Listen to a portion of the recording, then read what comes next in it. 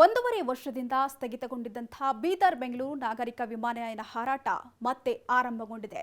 Star airlines ಸಂಸ್ಥೆಯು ಬೆಂಗಳೂರು ಹಾಗೂ ಬೀದರ್ ನಡುವೆ ವಿಮಾನಯಾನವನ್ನ ಹಾರಾಟವನ್ನ ಪುನರ್ ಆರಂಭಿಸಲು ಎಲ್ಲಾ ಸಿದ್ಧತೆಗಳನ್ನು ಮಾಡಿಕೊಂಡಿದೆ. ಅಲ್ಲದೆ ಈಗಾಗಲೇ ಬೆಂಗಳೂರಿನಿಂದ ಬೀದರ್ಗೆ ವಿಮಾನಯಾನ ಆರಂಭವೂ ಕೂಡ ಆಗಿದ್ದು, ಬಳ್ಳಾರಿ ಜಿಲ್ಲೆಯ ಜನರ ಬಹುದಿನದ ಕನಸು ಈಗಾಗಲೇ ನನಸಾಗಿದೆ. ಹೌದು, ಬೀದರ್ ಬೆಂಗಳೂರು ನಡುವೆ 2020ರಲ್ಲಿ 72 ಸೀಟ್ನ ಟ್ರೂಜೆಟ್ ವಿಮಾನದ ಹಾರಾಟ ಆರಂಭವಾಗಿತ್ತು. ಆದರೆ ಪ್ರಯಾಣಿಕರ ಕೊರತೆ ಹಾಗೂ ಆರ್ಥಿಕ ನಷ್ಟದಿಂದಾಗಿ ಟ್ರೂಜೆಟ್ ವಿಮಾನ ಕೆಲವು ತಿಂಗಳಲ್ಲಿಯೇ ಹಾರಾಟವನ್ನು ನಿಲ್ಲಿಸಿತ್ತು.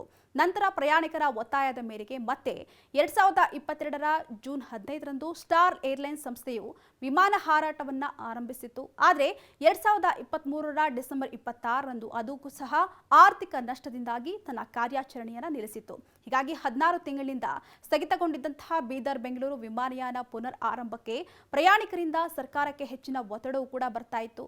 ಇದೀಗ ವಿಮಾನ ಸೇವೆ ಮತ್ತೆ ಆರಂಭಗೊಂಡಿದೆ.